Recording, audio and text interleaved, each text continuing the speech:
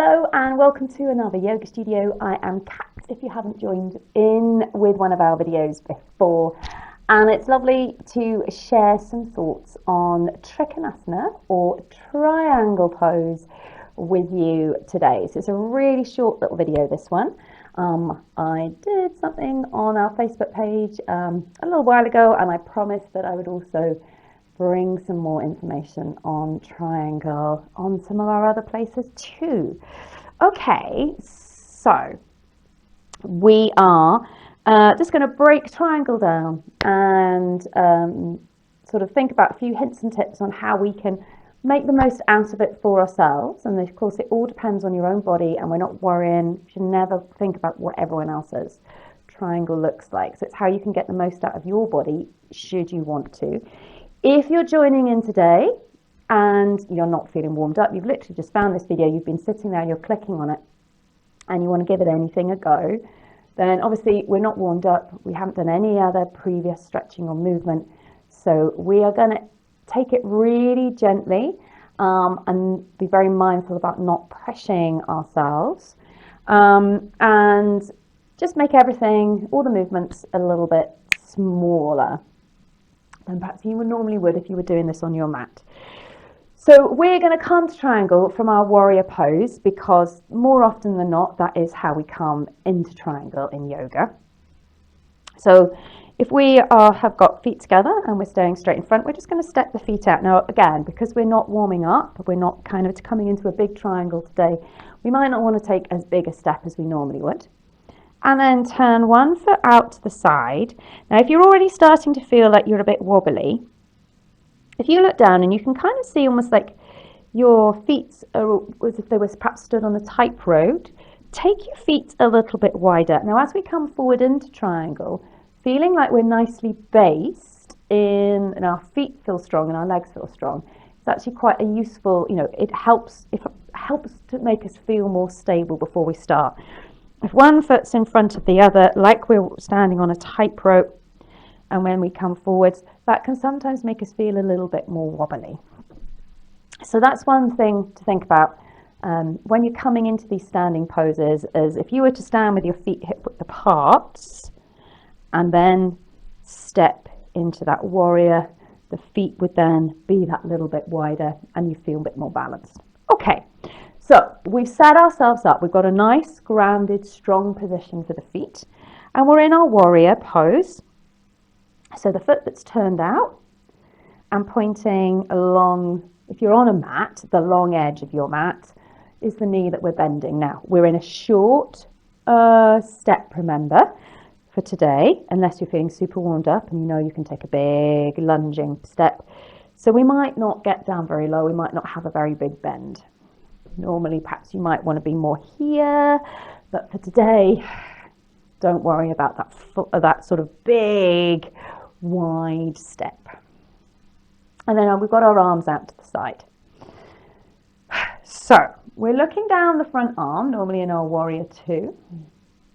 We're going to have a little bit of awareness of the core to keep us strong and help us move.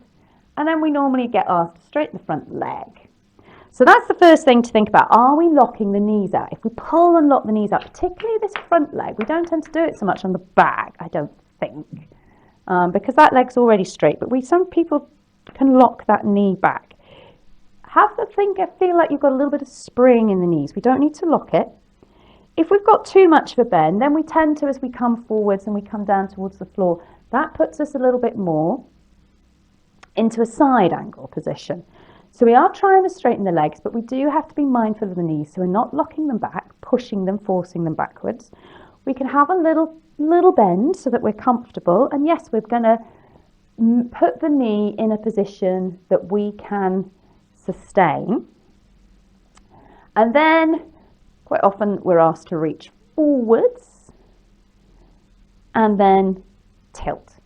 So we've got our palms there. We want to open them out to the side, and then we're going to reach up. So obviously, again, today, if we're not warmed up, we might not be coming all the way down to the floor, but we don't need to come to floor in triangle anyway. We're better off trying to work on keeping the legs that bit straighter, because that gives us that triangle shape with the legs, rather than kind of being somewhere in between a warrior position and a triangle position, and having our hands a little bit higher up. This is still a triangle shape here, a triangle pose. If I'm here, I'm kind of in a bit of a side angle and a bit of a warrior with the legs, and I'm not getting perhaps the most out of the triangle position that I can. Obviously, like I said, we've got to be mindful of all our joints and work with where our legs will, comfortably get to on any given day. But this, we're thinking more about adjusting from up here to help us straighten the legs rather than bending the knees to help us come down towards the floor. Okay, so that's our next point. We've got our stable position with our feet. We're thinking about having some length up through the legs. Maybe if you're kind of lengthening, you feel your quads, you might even get them to sort of just feel like they're firming up a little bit now as we think about supporting the knees as we lengthen through the legs. And then, so the next thing then to think about is that upward movement, because remember, this is the one that's going to then help us come forwards into that Trikonasana shape or pose. So we reach forwards, and that helps to give us a little bit of length. You don't need to, you can just tilt. But if we reach, it helps to take the shoulders forward from the hips. And we're going to bring one hand, palm out, because that stops us rolling the shoulder in. So the palm's facing outwards towards the thigh, the calf. If you can come all the way down towards the floor, then fantastic. But remember, we don't need to.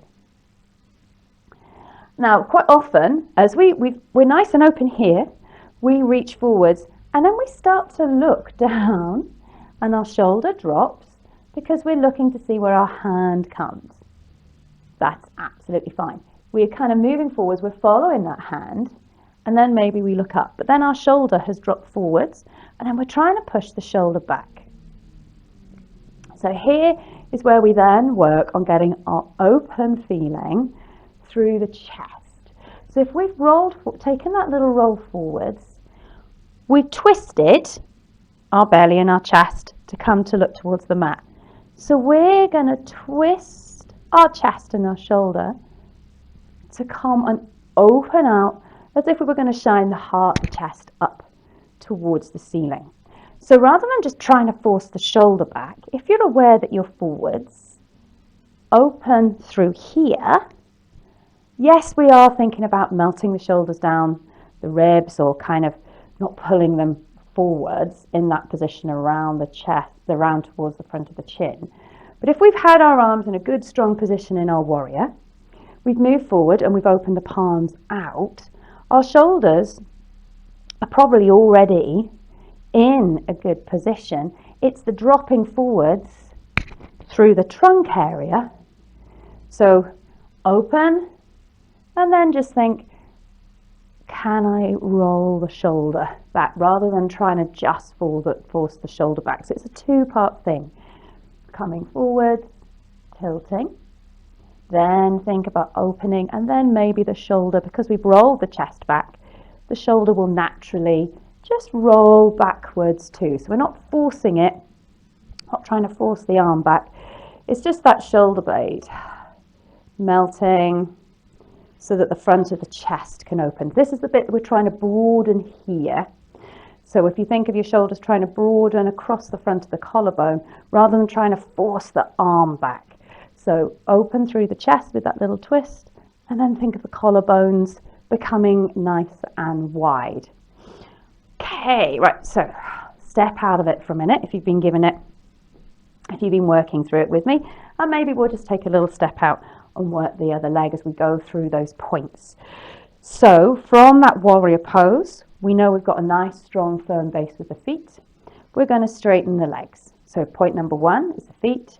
Point number 2 is engaging with the legs, not locking the knees back, but just straightening and feeling the strength in the legs, supporting the joints in the legs. Arms are out. We're going to try and reach forwards to get that little bit of a stretch. So the further, if I'm tight here, I might not, and through my hips, I might not be able to get my shoulders as far forwards. So that might be another reason why my hand doesn't want to come down towards the floor.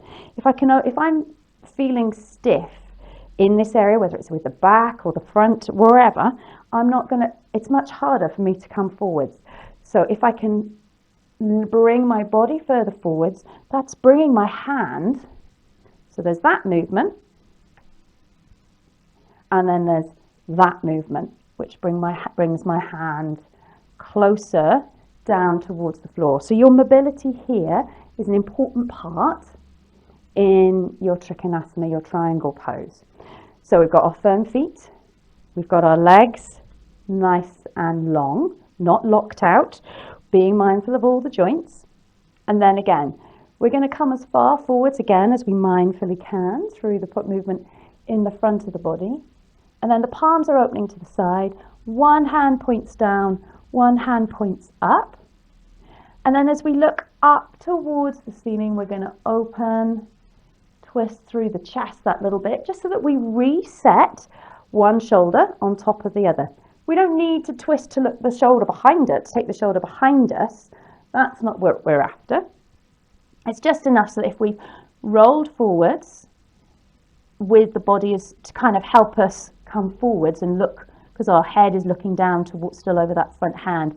We're readjusting by opening, by twisting to get the top shoulder over the bottom shoulder, and then we can broaden and stretch through those collarbones to open through the front of the shoulders, and we're in our triangle there.